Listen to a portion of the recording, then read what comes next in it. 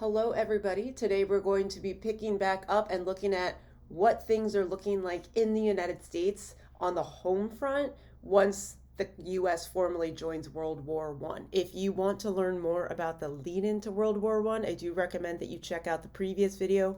I'll leave a note in the cards. And that previous video looks at these key terms. We're going to just dive right into the Selective Service Act and the Espionage and Sedition Acts for this video. And the corresponding textbook that we use is American Yop, Volume 2. Here are the page numbers. There's also an online version. I'll also drop a link to that in the cards. It's a great book if you're trying to study U.S. history on your own.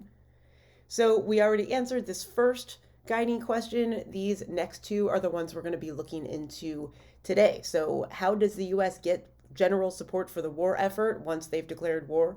And also, how does this play into the precarious balance between civil liberties and public safety? Okay, so we also need to just make sure we understand what total war is to begin with and provide historical context. So when Woodrow Wilson, sorry, here's my kitty meowing. She may meow a little bit while we record, but that's okay. Come on, Delilah. Anyway, in 1916, President Woodrow Wilson did win re-election, and he won on the slogan, "He kept us out of war." But then after the revelation of the Zimmermann telegram and Germany beginning that unrestricted submarine warfare, things changed a bit. And by April 1917, the United States had formally declared war on Germany. So that's a big pivot over the course of a year or so.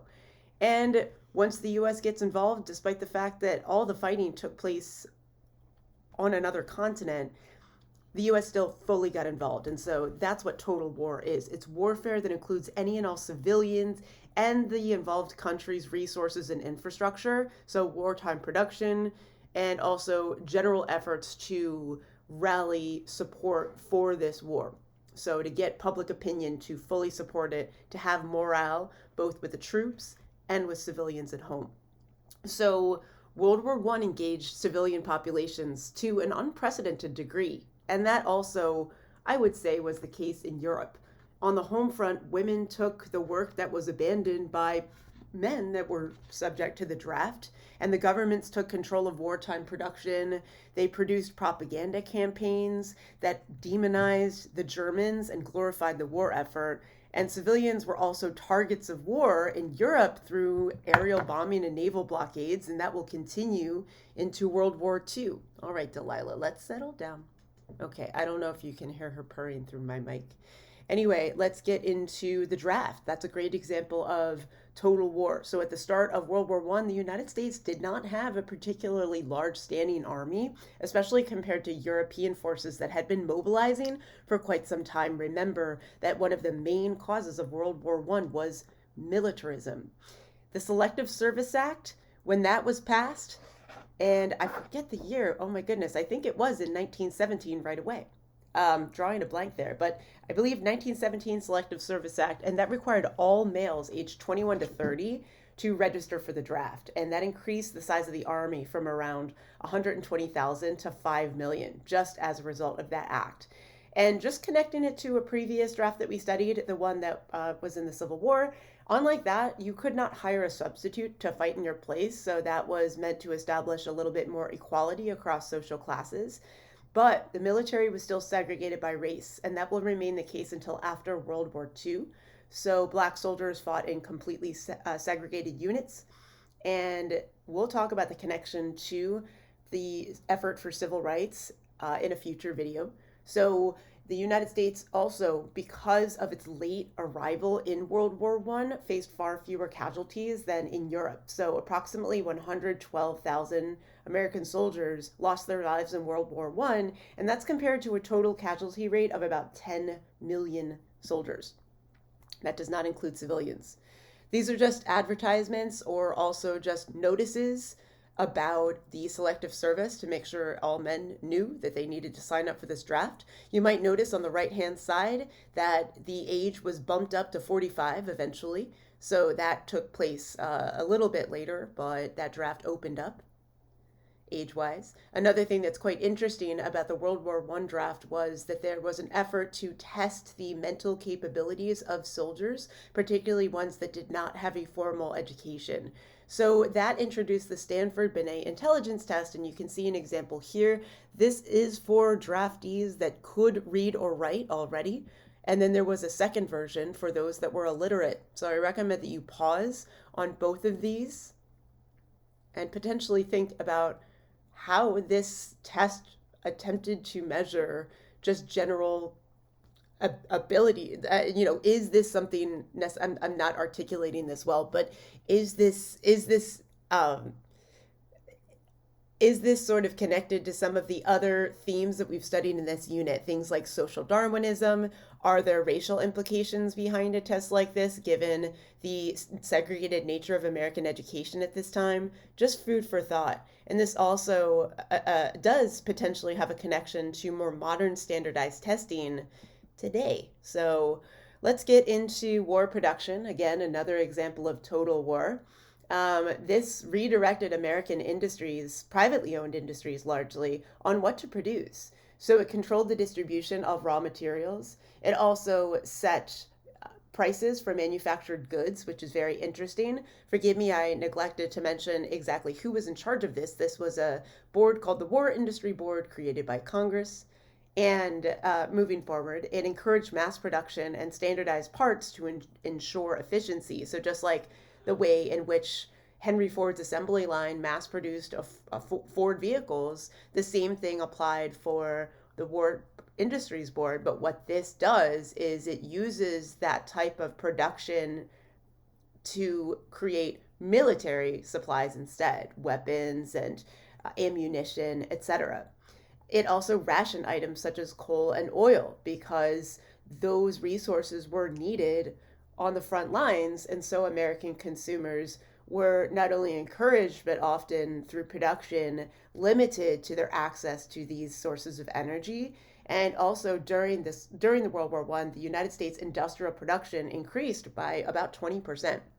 So it did actually have an effect on increasing the availability of jobs and stimulating the economy. In order to get American civilians behind the war effort, or at the very least to make it punishable to oppose the war effort, the United States government created something that was unprecedented. It was called the Committee on Public Information, a congressional committee. And the United States government was actually responsible for creating propaganda, and this had never happened before. It enlisted over 150,000 people to promote the pro-war cause. And oftentimes one of the things that was created through the Committee on Public Information was posters like this. It was aimed at all Americans. We'll look at a few more examples in a moment, but even women and children were the intended audience of some of these advertisements. The Committee on Public Information published literature and sponsored rallies featuring movie stars, and they all aimed at stirring up patriotism. And a great example of soliciting celebrities to get behind this was something called the 4-Minute Men. They were speeches to arouse support for the war. They were only 4 minutes long because the speeches were meant to be very concise and to the point. And it also played up Americans as morally upstanding, and it tried to demonize Germans often as subhuman. And this is a great example of this. If you look at these two posters, they're called the Hun, and that Hun's in this poster because that dates way back to the days in which Germanic peoples were nomadic, just like most people in the entire world at this point, but still going back and sort of making Germans seem inferior to Anglo-Americans or just to the Allies more broadly. All these posters obviously are aimed towards women, trying to encourage them to support the war in the way that they can, since they're not on the front lines. And even children. As I said, war bonds were a very prominent way to invest in the war effort, buying a bond from the federal government, waiting for it to mature and stimulating the economy that way. And also because certain resources, including different kinds of food, wheat in particular, was in scarce supply, this advertisement was encouraging children to eat something else for breakfast to save that wheat for the soldiers, for the war effort, since European agriculture was really ground to a halt given the nature of trench warfare. Okay, last bit that we're going to get into is how the US government essentially stifles free speech, at least as far as free speech surrounding the war was concerned, or anti-war free speech, I should say more precisely. So as the war escalated, many pre-existing social tensions kind of become less open, I should say. What I mean by that is dissenters became far less popular, and we see that the federal government, to a certain extent, facilitates this by two different pieces of legislation. The first one was the Espionage Act of 1917, and what that did was it created penalties for anyone who was found guilty of aiding any enemy of the Allied forces. The postmaster could prohibit any mail or publication that they considered treasonous, and 45 different American newspapers lost their mailing rights under this law. And the growth of military intelligence, police forces, and then also a bureau called the Bureau of Intelligence, which later became the FBI, was established under this act. The Sedition Act, which was passed in 1918, stated that the government could outlaw anti-war opposition, sort of similar to the Sedition Act in the late 18th century that was signed into law by President Adams. It was essentially illegal to spread certain information, including in writing, that was anti-war. And the Sedition Act, under that, over 2,000 people were arrested. Most of them were socialists or anarchists or other political radicals. And the Supreme Court upheld the constitutionality of these prosecutions. So one prominent example was that Eugene V. Debs was arrested for violating the Espionage Act by distributing anti-draft materials. And then a really prominent Supreme Court case was Schenck versus United States in 1919. And Charles Schenck, the defendant, was a socialist and anti-war advocate, and he was convicted for violating the Espionage Act by distributing flyers that opposed the war draft, just like Eugene V. Debs, very similar. And he was convicted, and he appealed that case, and it went all the way to the Supreme Court, but the Supreme Court did uphold his conviction, and they said that he did not have full First Amendment protections here because his expression, his speech, essentially was endangering the war effort. And that established something called the clear and present danger doctrine. And if you take AP Gov next year, we'll get way more into what exactly that means. That was the first major Supreme Court case in U.S. history, at least that I can recall, that very specifically dealt with and also narrowed the scope of the First Amendment. And since then, the Supreme Court has started to make more liberal decisions in protection of the First Amendment. And again, 250,000 people were privately mobilized to spy on their neighbors. And there was a general banning of all things German in American culture. And so some examples that come to my mind, the Frankfurter was known as the hot dog thereafter. For a temporary period of time, German shepherds were referred to as police dogs. Schnauzers were referred to, oh gosh, I forget now, but let's see, dachshunds referred to as wiener dogs. And also, this encouraged the ratification of the Prohibition Amendment, the 18th Amendment, because most beer manufacturers in the United States were German. And so the idea was that if you were to support the prohibition effort, that you were actually aiding the war effort as well. I'm not going to talk about Emma Goldman here. You can read just about who she was.